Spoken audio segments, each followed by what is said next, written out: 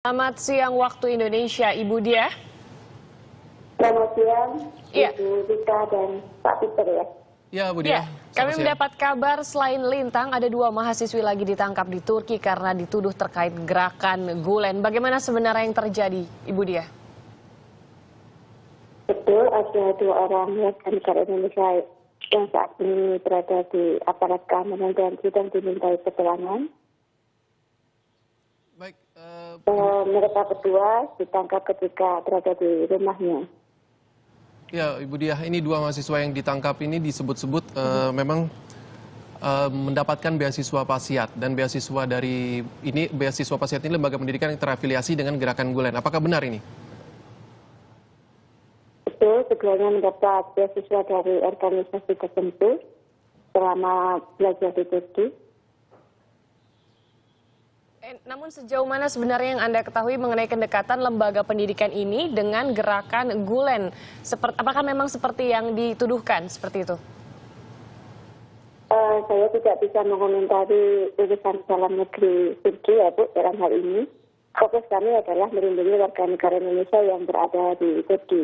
Baik, apa memang siswa yang masuk di lembaga pendidikan ini otomatis ini terafiliasi dengan satu gerakan tertentu yang dituduhkan bergabung dengan gerakan Fethullah Gulen? Tentu tidak demikian, karena pada umumnya mahasiswa Indonesia berada di Turki adalah untuk belajar. Ya. Dan apabila mereka dibawa oleh atau memperoleh beasiswa dari organisasi tertentu, itu bukan kemauan mereka. Dan fokus mereka adalah untuk belajar di Turki. Baik, Ibu Dia, ini apakah benar informasi yang menyebutkan bahwa lembaga pendidikan yang memberikan beasiswa Pasiat ini menyarankan warga negara Indonesia yang dapatkan beasiswa Pasiat ini untuk meninggalkan Turki? Saya juga tidak akan mengomentari mengenai organisasi lain selain kami, namun dapat kami informasikan bahwa sebenarnya situasi di Turki cukup kondusif untuk belajar. Memang kami menghimbau kepada rekan-rekan mahasiswa maupun pelajar Indonesia yang berstudi untuk sedapat mungkin tidak terlibat dalam aktivitas-aktivitas yang sifatnya di luar pendidikan, termasuk aktivitas politik. Baik, Dan sedapat mungkin mereka untuk tetap fokus pada pendidikan mereka di Turki. ya, selain imbauan ini Bu Dia, bagaimana upaya pemerintah Indonesia ini untuk memperjuangkan hak-hak mahasiswa yang tersandung kasus politik di Turki? Apakah langkah pemerintah seperti apa ini? Untuk mahasiswa ataupun warga negara Indonesia yang saat ini dalam kasus hukum, tentunya kami akan terus mendampingi, termasuk menyediakan pengacara, memantau kasusnya dan memenuhi kebutuhannya. Kami juga telah memenuhi beberapa pejabat Turki untuk menyampaikan concern kami terhadap kasus-kasus yang dialami oleh warga negara Indonesia. Termasuk khusus untuk yang mahasiswa ini, kami juga telah bertemu dengan aparat keamanan di kota mereka ditangkap. Baik, Ibu Dan Dia. mengupayakan untuk bisa mendapatkan proses hukum secepat mungkin.